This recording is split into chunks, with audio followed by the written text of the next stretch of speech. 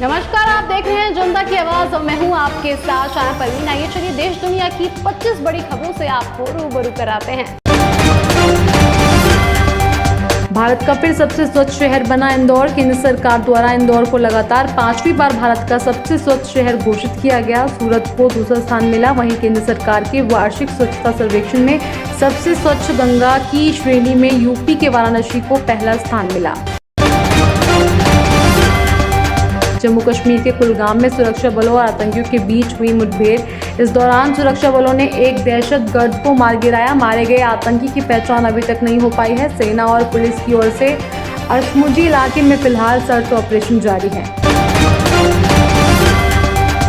भाजपा सांसद वरुण गांधी खुलकर किसानों के समर्थन में आए। वरुण ने प्रधानमंत्री नरेंद्र मोदी को एक चिट्ठी लिखी। इसमें किसान आंदोलन के दौरान 700 से ज्यादा शहीद किसानों के लिए 1-1 करोड़ रुपए मुआवजा मांगा। साथ ही लखीमपुर खीरी में 5 किसानों को रौंदने की घटना को लेकर लोकतंत्र में काला धब्बा बताते हुए केंद्रीय मंत्री अजय मिश्रा के खिलाफ भी सख्त कार्रवाई की मांग की।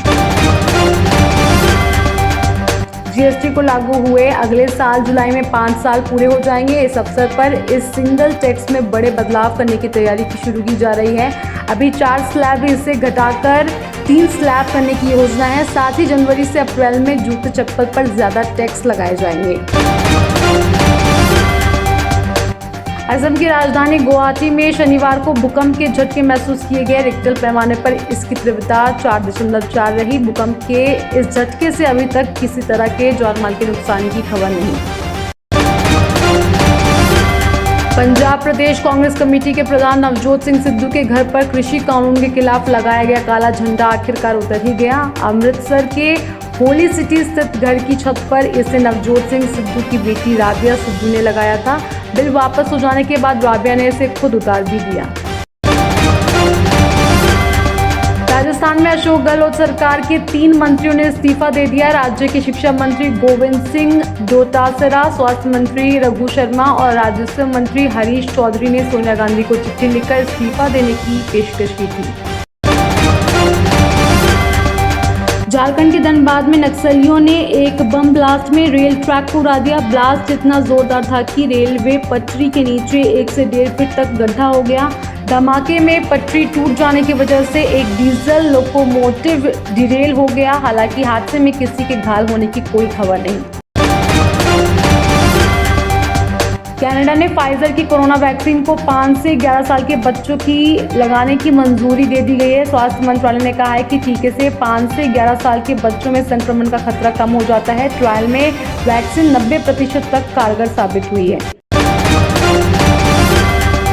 केरल में लगातार भारी बारिश हो रही। पंबा नदी का जलस्तर काफी बढ़ गया। ऐसे में तीर्थयात्रियों की सुरक्षा को ध्यान में रखते हुए पंबा और सबरीमाला की यात्रा पर रोक लगा दी गई है। वहीं जिन यात्रियों ने दर्शन के लिए वर्चुअल बुकिंग कराई है उन्हें मौसम ठीक होते ही मौका दिया जाएगा। छत्तीसगढ़ के जशपुर में करीब 2 साल बाद फिर से ऑपरेशन घर वापसी की शुरुआत। भाजपा के प्रदेश मंत्री प्रबल प्रताप सिंह जुदेव ने 400 परिवार के 1200 लोगों के पांव धोकर हिंदू धर्म में वापसी कराई। इस दौरान हजारों की संख्या में लोगों की भीड़ जुटी थी। इंडिया न्यूजीलैंड मैच से पहले कानपुर में बिगड़ा मौसम। ग्रीन पार्क की 80 यार्ड की पिच को कवर किया गया। अगर तेज बारिश हुई तो पिच में नमी आ सकती है। अगर ऐसा हुआ तो फर्स्ट हाफ में तेज गेंदबाजों को इसका फायदा मिलेगा।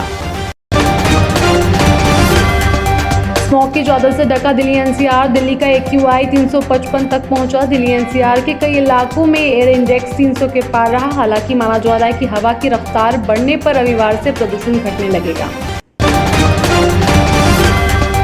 छत्तीसगढ़ में आयोजित एक गोष्ठ शिविर में राष्ट्रीय स्वयंसेवक संघ के प्रमुख मोहन भागवत ने कहा है कि हमें किसी का धर्म परिवर्तन करने की आवश्यकता नहीं।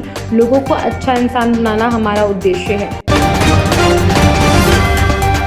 देश में कोरोना का असर कम होता जा रहा। बीते 24 घंटे में संक्रमण के सिर्फ 10,302 नए मामले ही सामने आए। केंद्रीय स्वास्थ्य मंत्रालय ने ताजा आंकड़ों के मुताबिक देश में अब कोरोना के सिर्फ 1,24,868 केस रह गए। बिहार बोर्ड ने जारी की 10वीं और 12वीं की बोर्ड परीक्षा की डेटशीट। बोर्ड की जारी की गई डेटशीट के मुताबिक बिहार बोर्ड मैट्रिक परीक्षा 17 फरवरी से शुरू होगी और 24 फरवरी को समाप्त होगी। वहीं BSEB इंटर परीक्षा 1 फरवरी से शुरू होगी और 14 फरवरी को समाप्त होगी। आंध्र प्रदेश में भारी बारिश से कोहराम, 17 लोगों की हुई मौत, 100 लापता, सैकड़ों तीर्थयात्री भीषण बाढ़ में फंसे हुए। भारी बारिश से घाट रोड और तिरुमाला हिल्स के रास्ते बंद। दिल्ली वासियों को केजरीवाल सरकार का तोहफा। केजरीवाल सरकार की नई पहल से दिल्ली के हजारों लोग अपनी पुरानी गाड़ी को इलेक्ट्रिक वाहन में तब्दील करा सकेंगे। दिल्ली परिवहन विभाग ने इस बारे में एक पब्लिक नोटिस जारी किया। गाजीपुर बॉर्डर पर भारतीय किसान यूनियन के प्रवक्ता राकेश टिकैत ने कहा है कि MSP भी एक बड़ा सवाल है, उस पर भी कानून बन जाए। संयुक्त किसान मोर्चा की मीटिंग में कई मुद्दों पर बातचीत हुई। भारतीय सराफा बाजार में सोने चांदी की कीमतों में उतार चढ़ाव जारी। हालांकि 24 कैरेट सोने का भाव 50,000 रुपये प्रति 10 ग्राम के करीब बना हुआ, जबकि चांदी 67,000 रुपये प्रति 10 ग्राम के पार। लंबे इंतजार के बाद बंटी और बबली 2 थिएटर में हुई रिलीज। फिल्म की ओपनिंग बेहद धीमी रही। रिपोर्ट्स के मुताबिक फिल्म पहले दिन ही 3 से 4 करोड़ के करीब कलेक्शन ही कर पाई। रांची में खेले गए दूसरे T20 मैच में हर्षल पटेल ने डेब्यू किया। हर्षल को ग्राउंड के पूर्व क्रिकेटर अजीत आगरकर ने कैप दी। इसको लेकर सुनील गावस्कर ने टीम इंडिया के हेड कोच राहुल द्रविड़ की तारीफ की। लाल सिंह चड्ढा का नया पोस्टर हुआ आउट। पोस्टर में करीना कपूर और आमिर खान की दिखी केमिस्ट्री। लाल सिंह चड्ढा फिल्म जल्द ही सिनेमाघरों में रिलीज होने जा रही। फ्लाइट से सफर करने वालों के लिए खुशखबरी। भारतीय एयरलाइंस कंपनी एयर इंडिया ने भारत के अलग अलग शहरों से दुनिया के कई देशों के लिए नॉन स्टॉप इंटरनेशनल फ्लाइट शुरू करने की घोषणा की।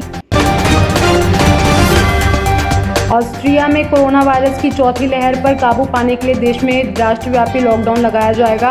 लॉकडाउन सोमवार से शुरू होगा और 10 दिनों के लिए प्रभावी रहेगा। इसमें छात्रों के लिए स्कूलों में क्लास नहीं होगी। रेस्टोरेंट और कल्चर प्रोग्राम पर भी रोक रहेगी। फिलहाल आज की 25 बड़ी खबरों में इतना ही। बाकी खबरों के लिए देखते रहिए जनता की आवाज न्यूज चैनल। अगर आपको हमारी वीडियो अच्छी लगी हो तो इसे लाइक करें, साथ ही हमारे चैनल को सब्सक्राइब भी कर दें।